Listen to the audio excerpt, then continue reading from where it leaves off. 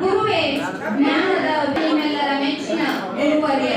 ಇಂತಹ ಗುರುಗಳ ಕರಚರಣಗಳಿಗೆ ಮನೆ ಮನೆಗೂ ಶಿರವಾಗಿ ವಂದಿಸುತ್ತಾ ತಮ್ಮೆಲ್ಲರಿಗೂ ಗುರುವಂದನಾ ಕಾರ್ಯಕ್ರಮದ ಶುಭಾಶಯಗಳು ಮತ್ತು ಗುರು ಪೌರ್ಣಿಮೆಯ ಶುಭಾಶಯಗಳನ್ನ ಕೋರ್ತಾ ನಲ್ಮೆಯಿಂದ ನಾನು ಶಿಕ್ಷಣ ಪ್ರಸಾರಕ ಮಂಡಳ ರಾಯಭಾಗದ ಶಿಶು ವಾಣಿ ಚೌಗ್ಲಾ ಸಂಪೂರ್ಣ ವಿಶ್ವಕ್ಕೆ ಸನಾತನ ಧರ್ಮದ ಅಮೂಲ್ಯ ಕೊಡುಗೆ ಎಂದರೆ ಗುರು ಶಿಷ್ಯ ಪರಂಪರೆ.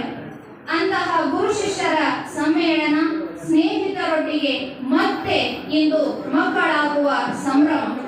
ಹಳೆ ನೆನಪುಗಳ ದಾರಿ ಕಣ್ಮುಂದೆ ಸಾಗುತ್ತಿರುವಾಗ ಈ ಸುದಿನದಲ್ಲಿ ಒಂದು ಮಾತು ಹೇಳಲೇಬೇಕು.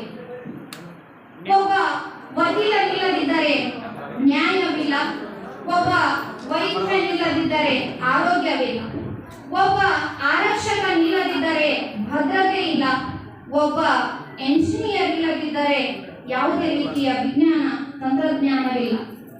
ಆದಾಗಿಯೂ ಶಿಕ್ಷಕರಿಲ್ಲದೆ ಹೋದರೆ ಈ ಮೇಲಿನವರಾರೂ ಇಲ್ಲ ಎಂಬುದು ನನ್ನ ಒಂದು ಭಾವನೆ.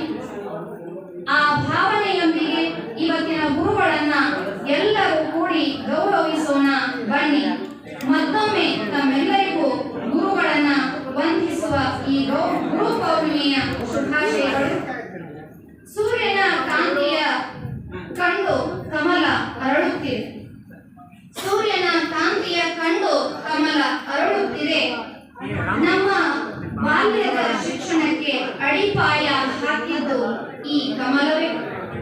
ದಿನಕರನ ಹಾಗೆ ಮೂಡಿ ಬಂದರು ಅನೇಕ ಗುರುಗಳು, ದಿನಕರನ ಹಾಗೆ ಮೂಡಿ ಬಂದರು ಅನೇಕ ಗುರುಗಳು.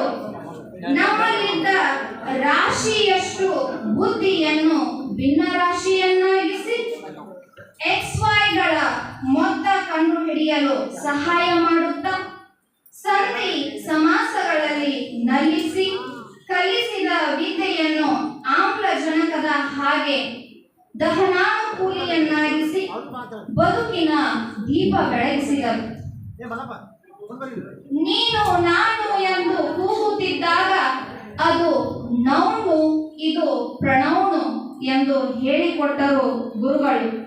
ಗೆಳೆತನದ ಆಯಸ್ಕಾಂತದ ಶಕ್ತಿಯನ್ನು ಪರಿಚಯಿಸುತ್ತಾ ದೇಶದ ಎಲ್ಲ ಬಾತ್ ಕರೋಗಿ ಎನ್ನುತ್ತಾ ಹಿಂದೆ ಇದ್ದ ನಮ್ಮನ್ನು ಹಿಂದಿ ಭಾಷೆಗೆ ಕರೆತಂದವರು.